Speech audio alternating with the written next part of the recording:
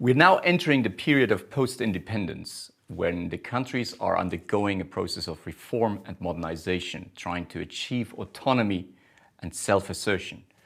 And it's now important to remember the political context in which this process takes place. It's perhaps hard for you to imagine in the world that you live in now, to going back 50, 60 years and trying to imagine the political stalemate that existed after World War II. Remember, it's a period where two blocs are confronting each other in almost every sphere of human activity. You have the capitalist bloc led by the United States and the communist bloc led by the Soviet Union.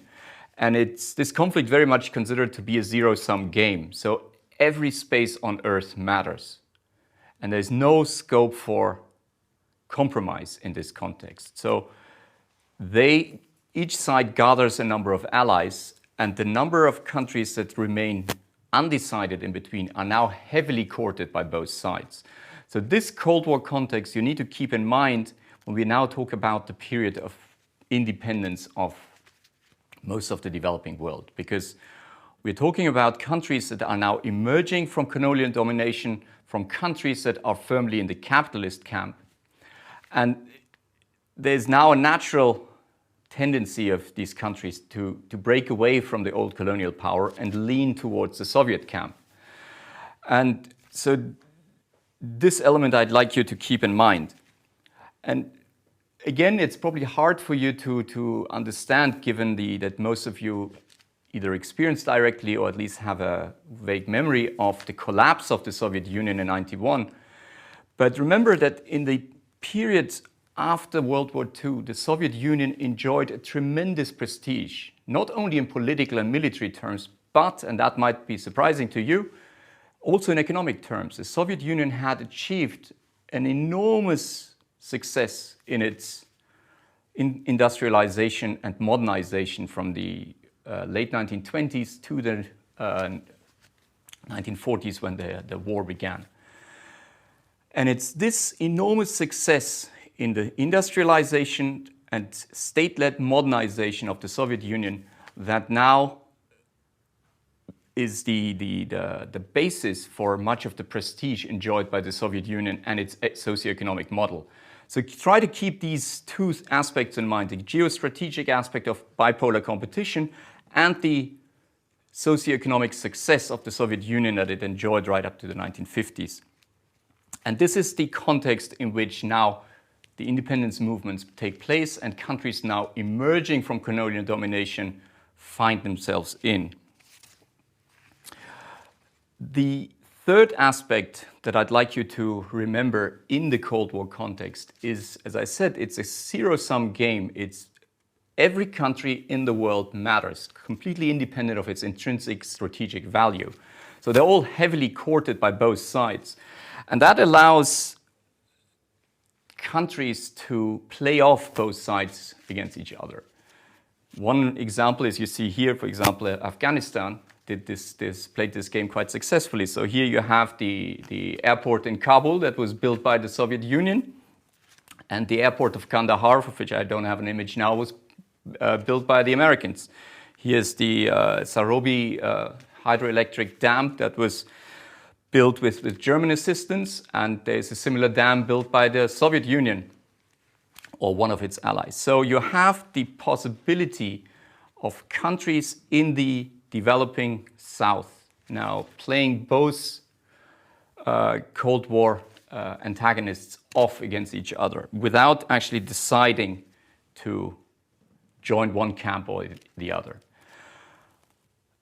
And this opportunity for resource transfers is now one of the important backdrops to the political and military developments that we see in the region that we talk about today. Here you see the Aswan Dam in Egypt, and it was initially built with Western assistance, and then the Egyptians shifted side and had the Soviet Union build it and finance it for them. And one aspect that we will return to next week, but I'd already like you to keep attention to now, is that these resource transfers from the Cold War antagonists allow countries a basically free income. which is very similar to a rent. And so it creates some of the characteristics of rentier economies that we will speak in greater detail next week when we talk about the Gulf countries. But really keep in mind that these military and economic aids that are now being given to these countries that have just emerged from colonial domination, from both superpowers, allow countries a disproportionate leeway in pursuing adventurous military and not thought through economic activities that they otherwise would not have been able to do because the resource constraints would have stopped them in their tracks. So try to keep this in mind. One other political context that I'd like you to remember, and that's again probably hard to visualize now in the 21st century that we find ourselves in now, is that there was already from the 1950s onwards a fear among these countries that are now emerging from domination into independence that they would simply switch one form of colonial domination against a new socialist domination. So basically shifting from one camp to the other was not felt to be that attractive to many. And this is the backdrop to the non-aligned movement that was set in motion by the Indonesian president Sukarno. And that was based on the idea that countries in the developing South had the option to pursue a third way. That means that even if they would follow economic policies inspired by socialist thinking, that they would not fully enter the socialist camp. So try to keep this in mind, and Egypt in particular plays a very prominent role in this movement. I can already say so. Ultimately, that movement failed, both for inherent structural reasons, but also due to the very large personalities of the political leaders involved. But that's a different story that we will not explore in this course. The thing that we should now pay a little bit attention to is that the non-aligned movement was based on the idea that different economic models could exist side by side, and that they would not necessarily involve the country having to choose a political camp in which to fall. And here now, it's again important to remember the historical context. Again, for us and particularly for you, who grew up in a world which is no longer characterized by the existence of two competing camps after the collapse of the Soviet Union. It might be hard for you to imagine, but in the 1950s, the socialist economic model was very, very attractive and carried a great deal of prestige. And generally, in economic matters, there is an element of fashion. So and that we still see today. So models that are seen to be successful are emulated by other countries. And here, it's important that all countries that are now emerging into independence are following left-leaning, secular, more or less inspired by socialism, economic modernization models. Here we see on this picture, for example, from the Cairo Faculty of Agriculture, where women are trained on agricultural machines and agricultural technology.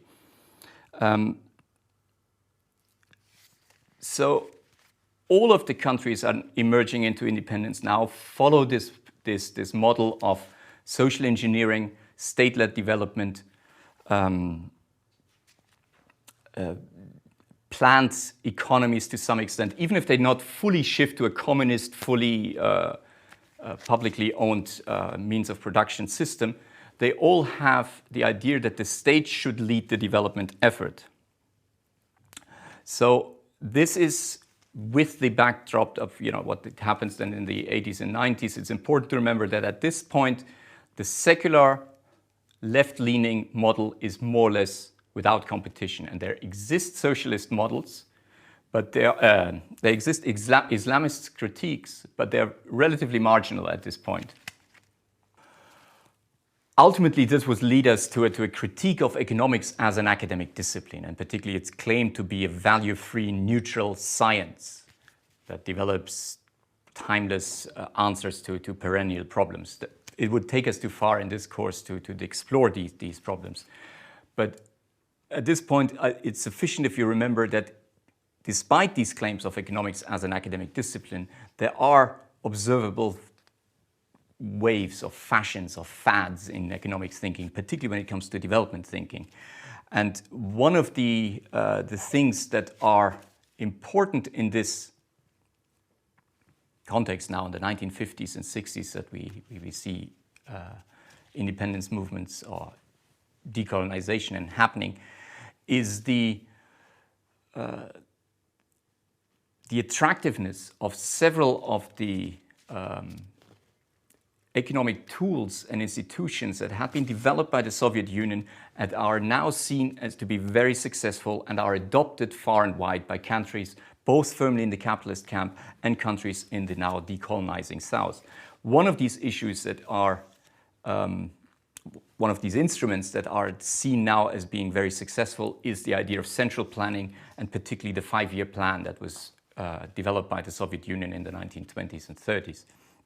Here we see the logo of the Turkish state planning organization that still exists.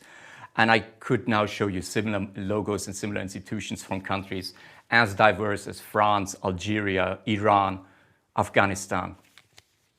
For example, my very first consulting job was in the Afghan State Planning Ministry. And we will come back to this when we talk about Afghanistan. So these institutions that were then adopted in the 1950s have a tendency to survive very long, which is another example of the path dependency that we spoke some videos earlier. So try to keep in mind now that the idea of a state-led, centrally planned, put into a 5-year plan developmental model is now very attractive and is pursued by many, many countries. And one of the central elements in this idea in this developmental model is the import substitution developmental model. So it enjoys great attractiveness at this point. And for you, the idea of an import substitution model is that we are now dealing with a country that has not yet developed industry, and it would cordon off itself from the competition and the rigors of global competition, normally by imposing tariff barriers for other imports, to allow its local industry to grow, almost shielded from the rigors of competition for a while. But as you can easily imagine, while attractive in principle, and it also needs to be said that it has succeeded in certain places, in places where the administrative systems are not strong enough to create the conditions for local industries to develop, this creates enormous opportunities for arbitrage and rent-seeking by well-connected local elites. And that's exactly what we see particularly in Egypt and North Africa that we're dealing with this week. So the import substitution model leads to inefficient state companies and state firms, but also to local producers and local importers that are connected to the state elites, being able to exploit these artificial barriers that are now created by the states for trade and industry to their advantage. And that creates a system of crony capitalism, as it then comes to be called. And that's the way, on that basis, the liberalizations that then take place in the 80s and particularly in the 90s, under now a changed economic model, that they feed into this pattern of crony capitalism, of corrupt, small, well-connected local elites that exploit their connection to the state for their personal advantage at the expense of the consumers, and that means the population. In the same vein, one of the things I'd like to mention already now, and we will come back to this a few times, is the and that's again based on the socialist state-led model, is that the state now takes a very active role in education, but it's disproportionately oriented towards tertiary education, i.e. university level education. And the state provides the education through state funded and state-created universities, and at the same time the state creates the primary outlet for employment for the graduates that these systems produce. So, and that is coherent and logical in the state-led developmental model that is now existing in the 50s and 60s, but it must be said unambiguously, that's a model that then fails in the countries that we look at here. So you have education models that are disproportionately geared towards tertiary education and producing for a market that simply doesn't exist, and where the state simply creates jobs for these graduates to feed them into an ever-growing state bureaucracy that is largely unproductive. So try to keep this in mind. And ultimately, and that's the last point I'd like to focus in this video, is the reason the state-led development model fails in the countries we look at here is that the administrative capacities, the legal framework that exists, are not geared towards creating the conditions for successful socioeconomic development. And these weak administrative capacities, they persist. And they persist to this day. And that's one of the key factors that I would identify as the most important contributing factor to the upheavals of the Arab Spring, is precisely the inability of the administrative systems to deliver public services commensurate with the expectations of the population. And that's the last point for this video today.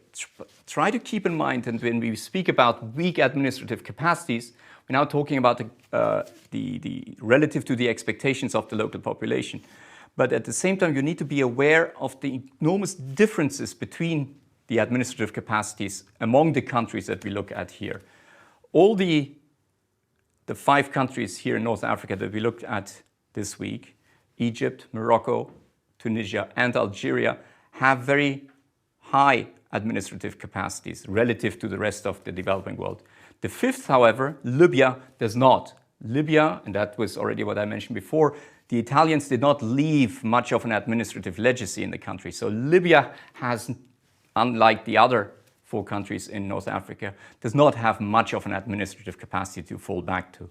But the other 4 have relatively well-developed bureaucracies. However, they're still not well-developed enough to live up to the expectations that are now created by the population.